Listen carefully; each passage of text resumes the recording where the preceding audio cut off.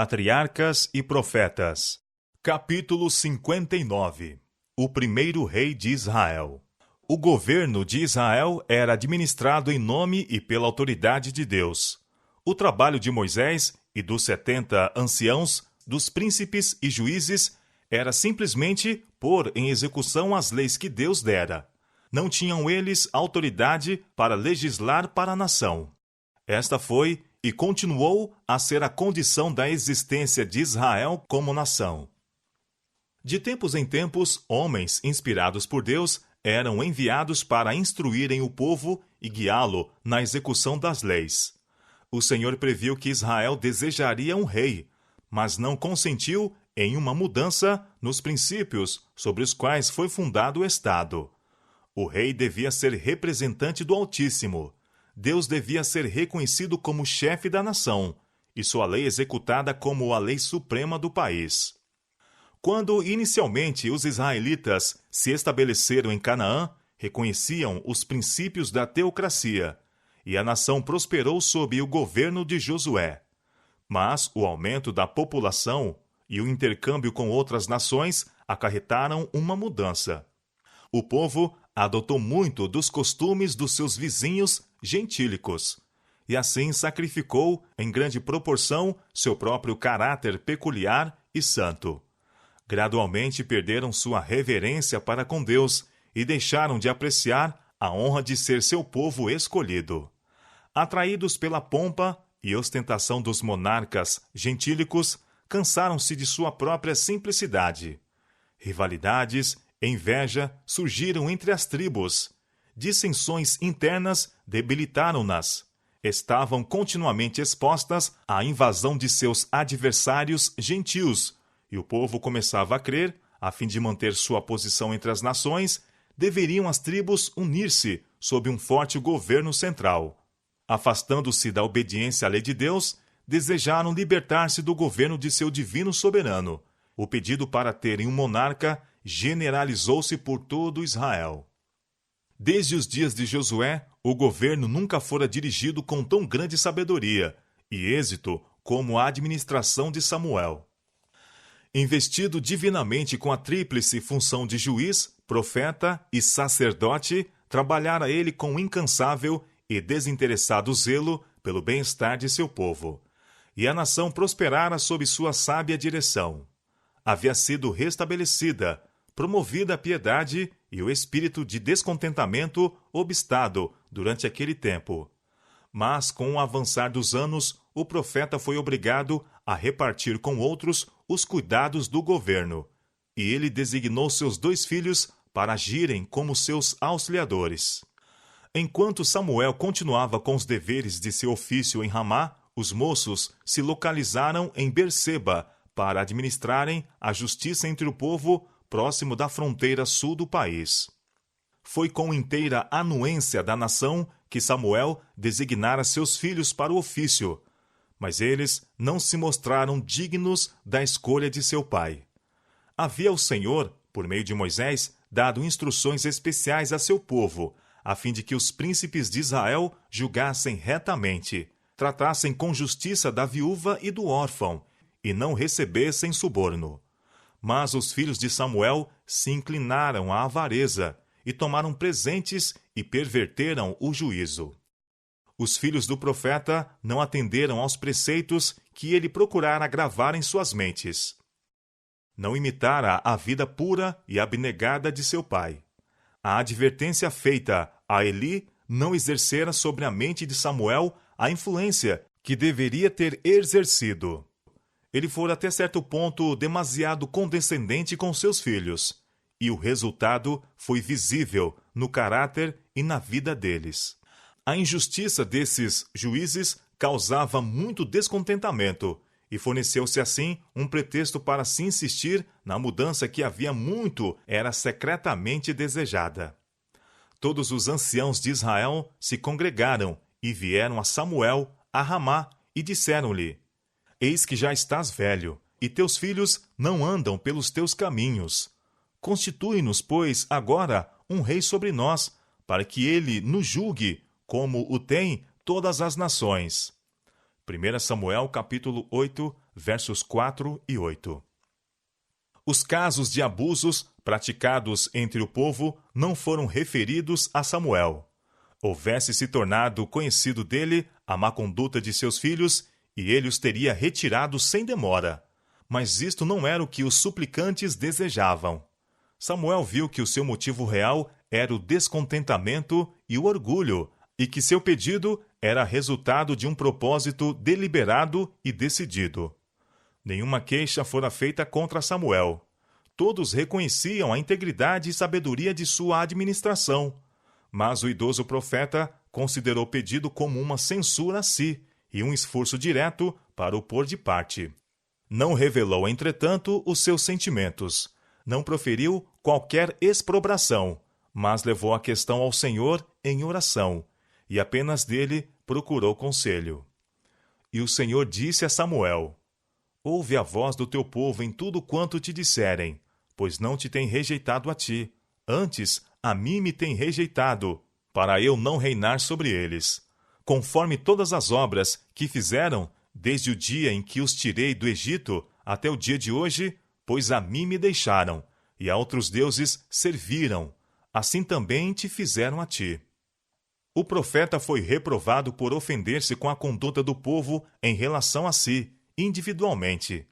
Não haviam manifestado desrespeito para com ele, mas para com a autoridade de Deus, que havia designado os príncipes de seu povo.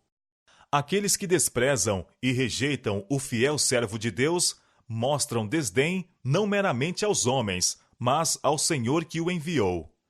São as palavras de Deus, suas reprovações e conselhos, o que é anulado. É sua autoridade que é rejeitada. Os dias da máxima prosperidade de Israel foram aqueles em que reconheciam a Jeová como seu rei, em que as leis e governo que tinham sido estabelecidos eram considerados como superiores aos de todas as outras nações. Moisés declarara a Israel com relação aos mandamentos de Deus: Esta será a vossa sabedoria e o vosso entendimento perante os olhos dos povos, que ouvirão todos estes estatutos e dirão: Este grande povo só é gente sábia e entendida. Deuteronômio capítulo 4, verso 6. Mas, afastando-se da lei de Deus, os hebreus deixaram de se tornar o povo que Deus desejava fazer deles. E então, todos os males que foram o resultado de seu próprio pecado e desatino assacaram ao governo de Deus. Tão completamente cegos se haviam tornado pelo pecado. Tinha o Senhor, mediante os seus profetas, predito que Israel seria governado por um rei. Mas não se segue que esta forma de governo fosse a melhor para eles, ou de acordo com sua vontade. Ele permitiu que o povo seguisse sua própria escolha, porque se recusaram a ser guiados por seu conselho. Oséias declara que Deus lhes deu um rei em sua ira. Oséias capítulo 13, verso 11. Quando os homens preferem seguir o seu próprio caminho, sem buscar conselho de Deus, ou em oposição à sua vontade revelada, muitas vezes ele satisfaz seus desejos, a fim de que, por meio da amarga experiência que se segue, possam ser levados a compenetrar-se de sua loucura e arrepender-se de seu pecado. O orgulho e a sabedoria humana demonstrar-se-ão um guia perigoso. Aquilo que o coração deseja, contrário à vontade de Deus, verificar-se-á no fim que é uma maldição em vez de bênção. Deus deseja que seu povo apenas olhasse para ele, legislador e fonte de força. Sentindo sua dependência de Deus, seriam constantemente atraídos para mais perto dele.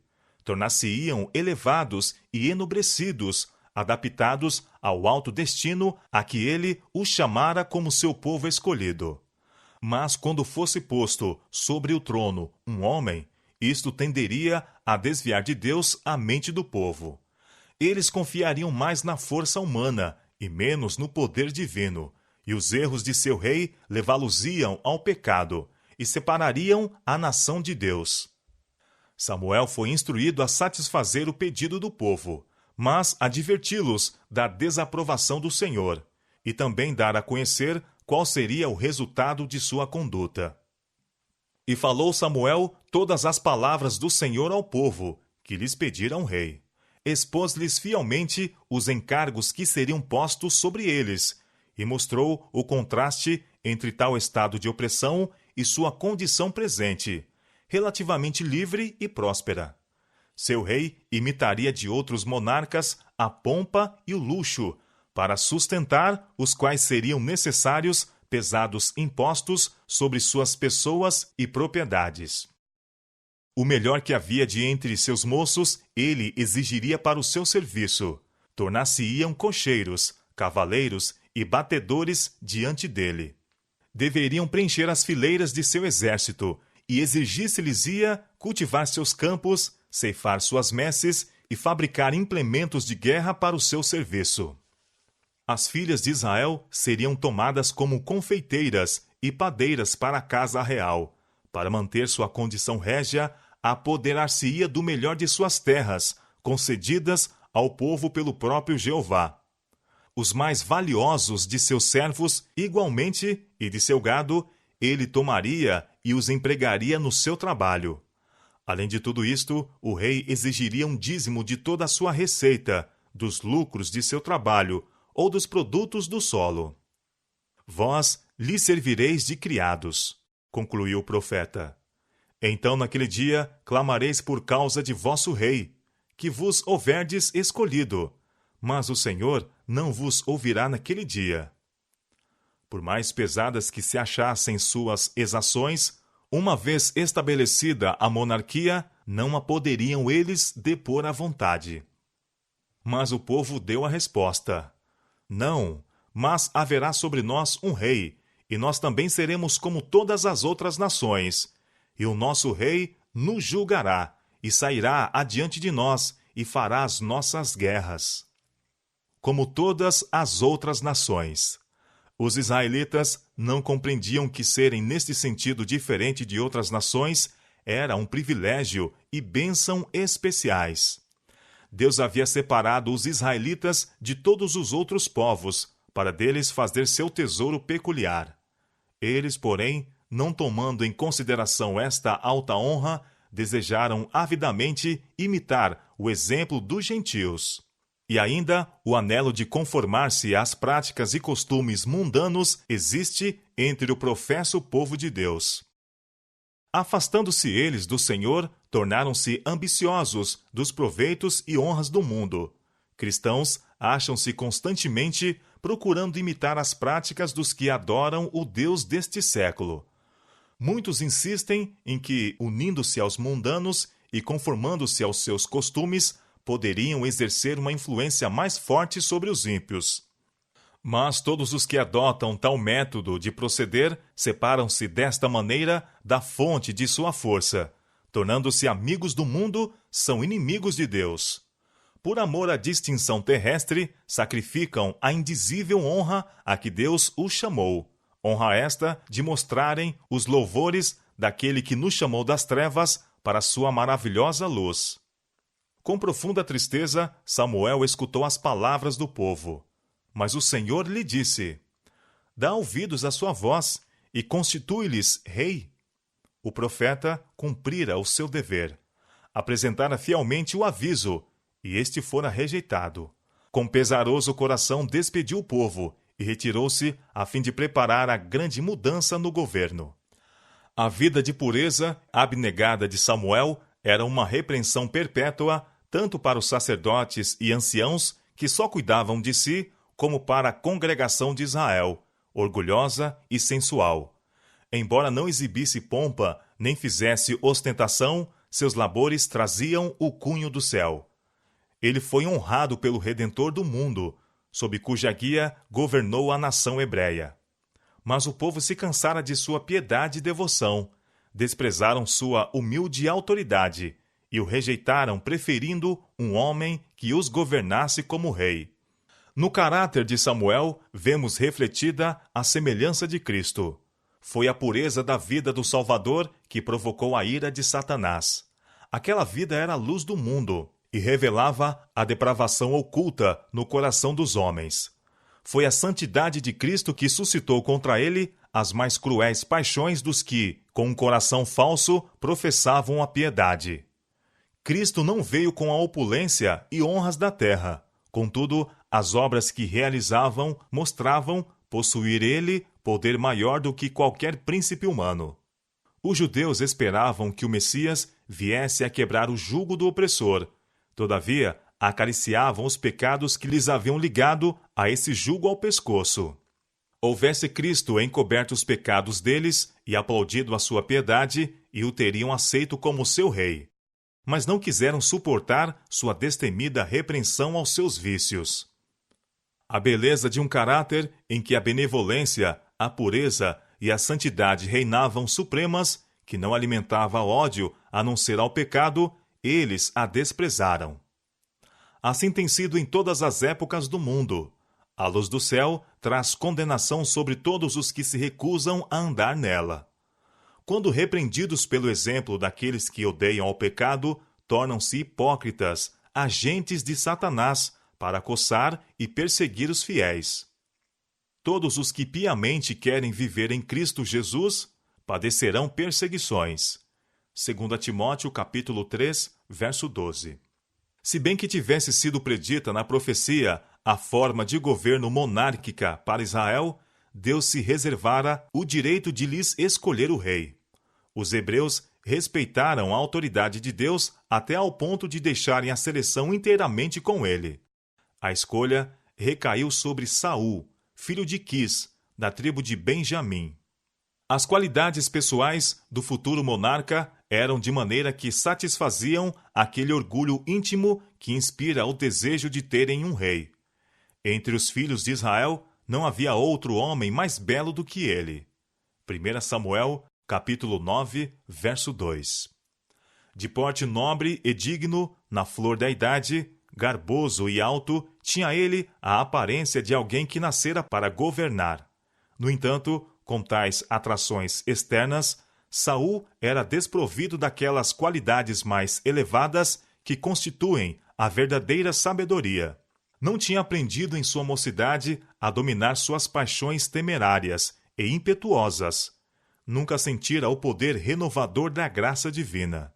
Saul era filho de um poderoso e rico chefe. Todavia, em conformidade com a simplicidade daqueles tempos, estava empenhado com seu pai nos humildes deveres de lavrador.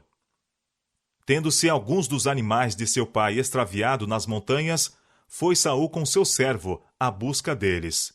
Durante 3 dias fizeram baldadas pesquisas, quando, não estando eles longe de Ramá, a residência de Samuel, o servo propôs que indagassem do profeta a respeito dos animais que faltavam. Ainda se acha na minha mão 1/4 de um siclo de prata, disse ele, o qual darei ao homem de Deus para que nos mostre o caminho. Isto estava de acordo com o costume daqueles tempos. Uma pessoa que se aproximasse de um superior em posição social ou função dava-lhe um pequeno presente, em sinal de respeito. Aproximando-se eles da cidade, encontraram-se com algumas moças que tinham vindo tirar água, e indagaram delas acerca do vidente. Em resposta, souberam que um serviço religioso estava para ter lugar, que o profeta já havia chegado, que deveria haver uma oferta no lugar alto, e depois daquilo, uma festa sacrificial. Uma grande mudança se havia realizado durante a administração de Samuel.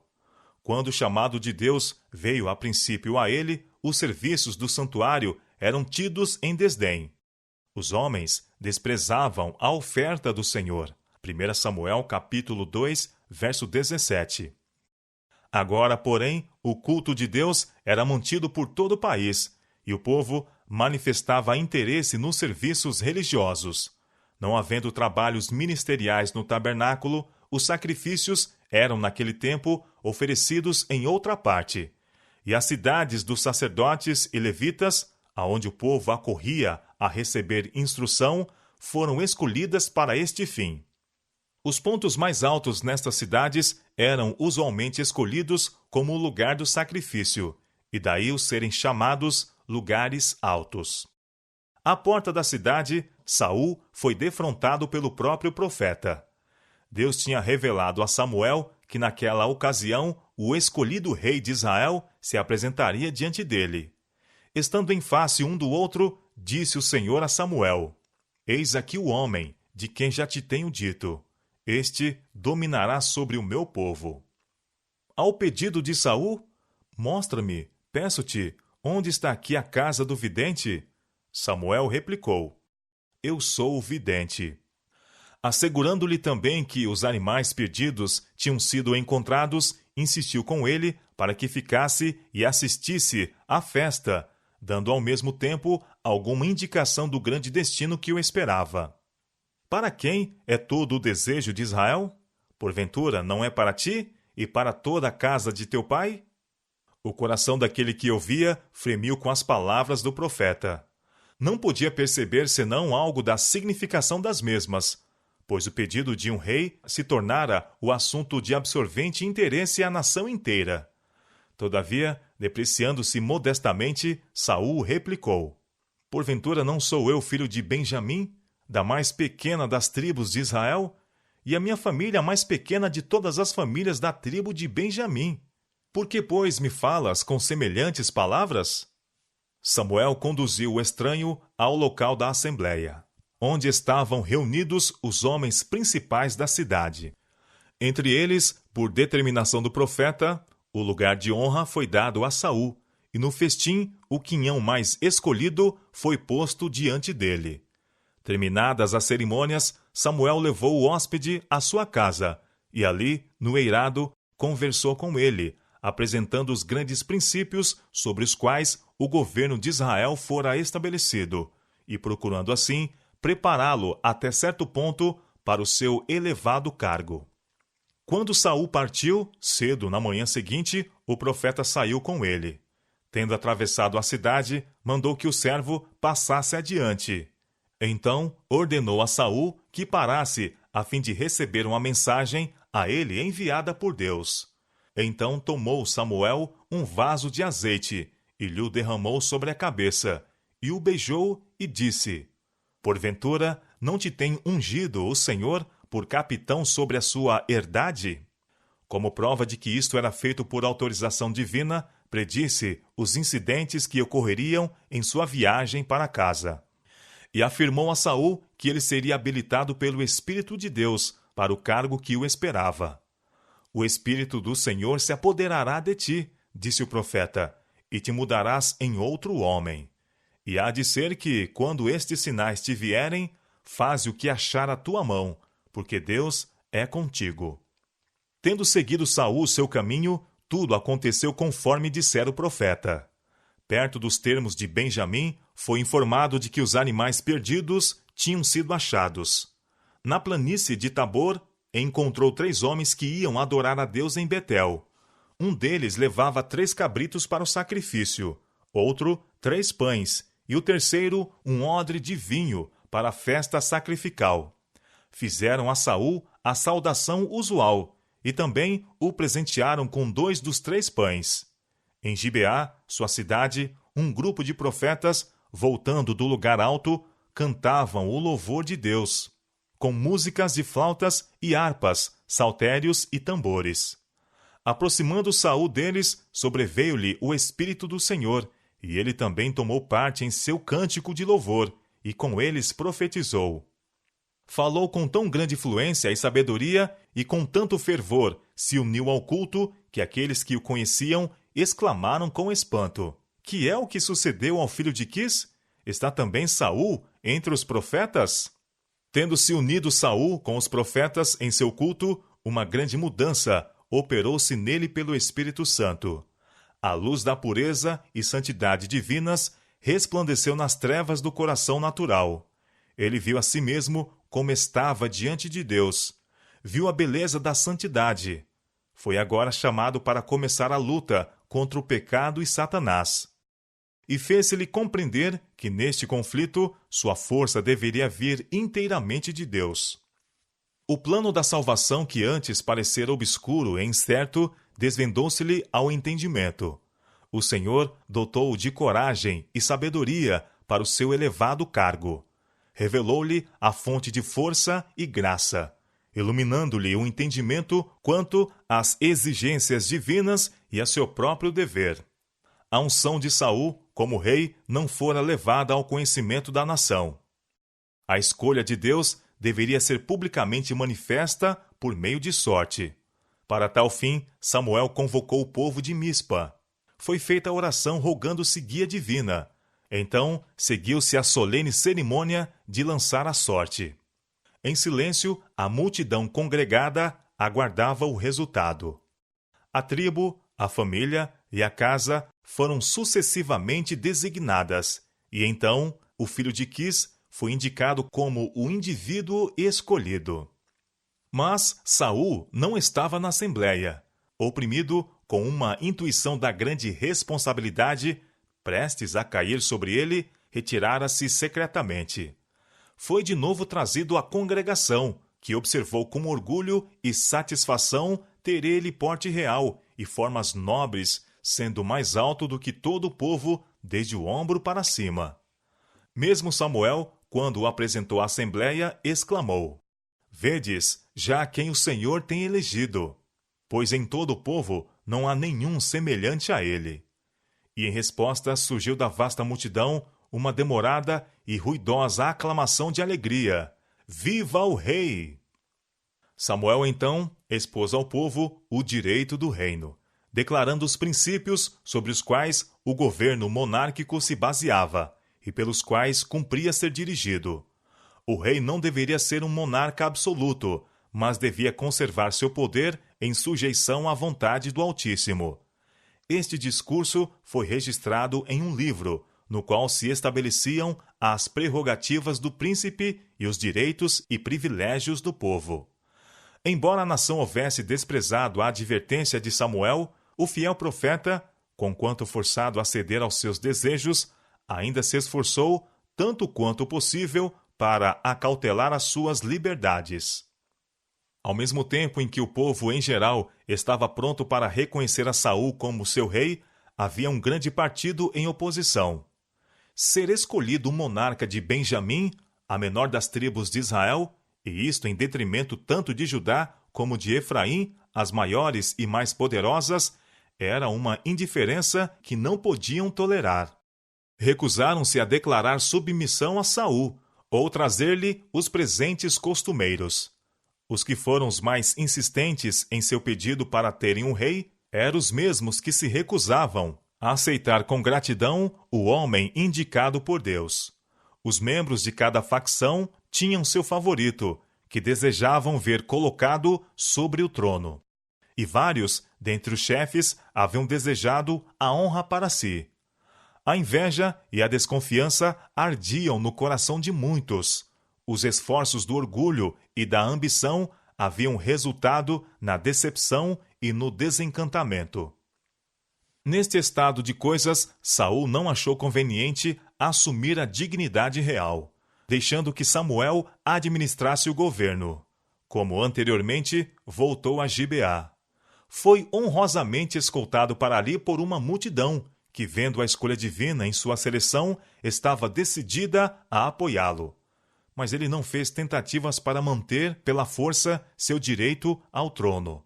Em seu lar, entre as terras altas de Benjamim, pacificamente ocupou-se com os deveres de lavrador, deixando inteiramente a Deus o estabelecimento de sua autoridade.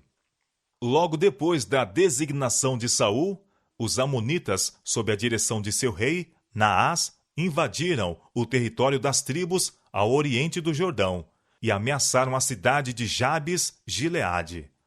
Os habitantes procuraram negociar a paz, oferecendo-se para fazerem tributários dos amonitas. Com isto, o cruel rei não quis consentir, a não ser sob a condição de poder arrancar o olho direito de cada um deles, tornando-os assim testemunhas duradouras de seu poder. O povo da cidade sitiada pediu um prazo de 7 dias. Com isto, consentiram os amonitas, julgando assim aumentar a honra de seu esperado triunfo. Imediatamente foram expedidos de Jabes mensageiros em busca de auxílio das tribos ao oeste do Jordão. Levaram a notícia a Gibeá, suscitando terror em vasta região. Saul, Voltando à noite de acompanhar os bois no campo, ouviu o alto pranto que falava de alguma grande calamidade. Perguntou: que tem o povo que chora? Quando lhe foi repetida a vergonhosa história, despertaram-se todas as suas forças dormentes. O Espírito de Deus se apoderou de Saul, e tomou um par de bois e cortou-os em pedaços, e os enviou a todos os termos de Israel pelas mãos dos mensageiros, dizendo: qualquer que não sair atrás de Saul e atrás de Samuel, assim se fará aos seus bois. 330.000 homens se reuniram nas planícies de Bezeque, sob o comando de Saul. Imediatamente foram enviados mensageiros à cidade sitiada, com a afirmação de que poderiam esperar auxílio no dia seguinte, que era o próprio dia em que deveriam submeter-se aos amonitas.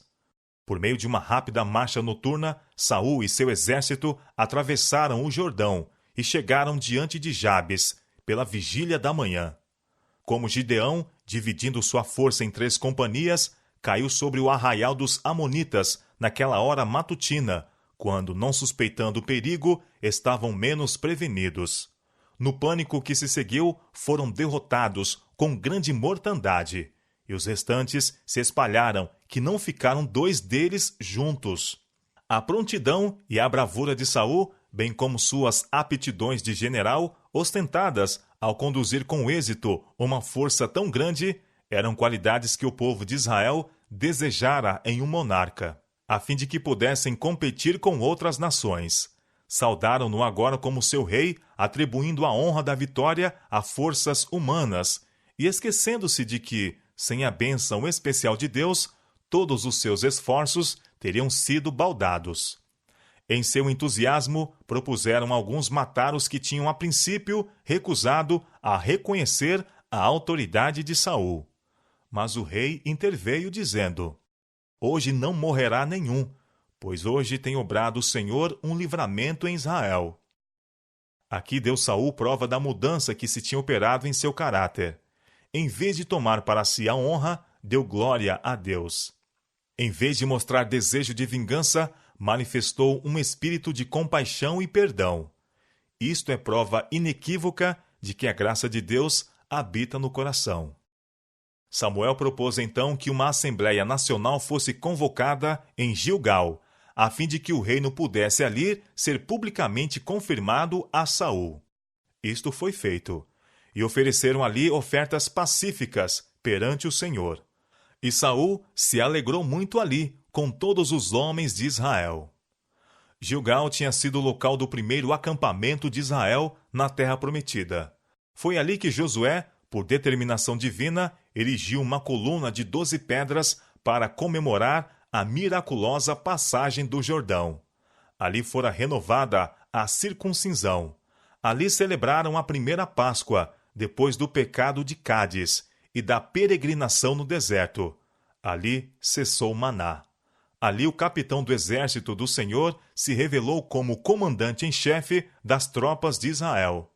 Daquele ponto, marcharam para a subversão de Jericó e conquista de Ai. Ali, Acã recebeu a pena de seu pecado, e ali foi feito com os gibeonitas aquele tratado que puniu a negligência de Israel de aconselhar-se com Deus. Nessa planície, lembrada com tantas lembranças comoventes, estavam em pé Samuel e Saul. E quando cessaram as aclamações de boas-vindas ao rei, o idoso profeta proferiu suas palavras de despedida como governador da nação. Eis que ouvi a vossa voz, disse ele, em tudo quanto me dissestes, e pus sobre vós um rei.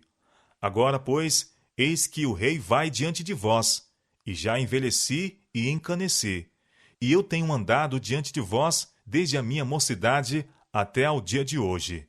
Eis-me aqui, testificai contra mim perante o Senhor e perante o seu ungido, a quem tomei o boi, a quem tomei o jumento, e a quem defraudei, a quem tenho oprimido, e de cuja mão tenho tomado presente, e com ele encobri os meus olhos, e vô-lo restituirei. A uma voz o povo respondeu: em nada nos defraudaste, nem nos oprimiste, nem tomaste coisa alguma da mão de ninguém. Samuel não estava procurando meramente justificar sua conduta. Tinha previamente apresentado os princípios que deveriam governar tanto o rei como o povo, e desejava acrescentar às suas palavras o peso de seu exemplo. Desde a meninice havia estado ligado com a obra de Deus, e durante sua longa vida tivera sempre um único objetivo diante de si: a glória de Deus e o máximo bem de Israel. Antes que pudesse haver qualquer esperança de prosperidade para Israel, deveriam eles ser levados ao arrependimento diante de Deus. Em consequência do pecado, tinham perdido a fé em Deus e o discernimento acerca de seu poder e sabedoria para governar a nação. Perderam a confiança em sua habilidade para reivindicar sua causa. Antes de poderem encontrar a verdadeira paz, deveriam ser levados a ver e confessar o próprio pecado de que haviam sido culpados. Tinham declarado ser este o objetivo no pedido de um rei. O nosso rei nos julgará e sairá diante de nós e fará as nossas guerras. Samuel contou novamente a história de Israel, desde o dia em que Deus os tirou do Egito. Jeová, o Rei dos Reis, tinha ido diante deles e pelejaram suas guerras.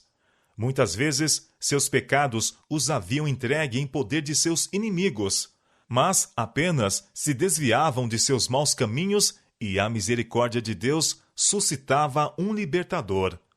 O Senhor enviou Gideão e Baraque, e a Jetifé e a Samuel, e livrou-vos da mão dos vossos inimigos em redor, e habitastes seguros. Contudo, quando ameaçados de perigo, declararam: reinará sobre nós um rei, sendo, disse o profeta, o Senhor vosso Deus e vosso rei. Agora, pois, continuou o profeta, ponde-vos também agora aqui, vede esta grande coisa que o Senhor vai fazer diante dos vossos olhos. Não é hoje a cega dos trigos? Clamarei, pois, ao Senhor, e dará trovões e chuva, e sabereis e vereis que é grande a vossa maldade que tendes feito perante o Senhor, pedindo para vós um rei. Então invocou Samuel ao Senhor, e o Senhor deu trovões e chuva naquele dia. No tempo da colheita do trigo, em maio e junho, não caía chuva no oriente. O céu estava sem nuvens, e o ar sereno e agradável. Uma tempestade tão violenta naquela ocasião encheu de temor todos os corações. Com humilhação, o povo confessou agora o seu pecado, o próprio pecado de que haviam sido culpados. Roga pelos teus servos ao Senhor teu Deus, para que não venhamos a morrer, porque a todos os nossos pecados temos acrescentado este mal, de pedirmos para nós um rei. Samuel não deixou o povo em estado de desânimo, pois isto teria impedido todo esforço para uma melhor vida. Satanás levá-los-ia a considerar Deus como severo e implacável, e assim estariam expostos a muitas tentações. Deus é misericordioso e perdoador, desejando sempre mostrar favor para com seu povo, quando este obedece a sua voz. Não temais, foi a mensagem de Deus pelo seu servo. Vós tendes cometido todo este mal, porém não vos desvieis de seguir ao Senhor, mas serve ao Senhor com todo o vosso coração. E não vos desvieis, pois seguiríeis as vaidades, que nada aproveitam, e tampouco vos livrarão, porque vaidades são. Pois o Senhor não desamparará o seu povo. Samuel nada disse quanto à indiferença que havia sido mostrada para com ele. Não proferiu exprobração pela ingratidão, com que Israel havia pago sua longa vida de dedicação. Antes, assegurou-lhes seu incessante interesse por eles. Longe de mim que eu peque contra o Senhor, deixando de orar por vós. Antes, vos ensinarei o caminho bom e direito. Tão somente temei ao Senhor e serve-o fielmente com todo o vosso coração, porque vede quão grandiosas coisas vos fez. Porém, se perseverardes em fazer o mal, perecereis, assim vós como vosso rei.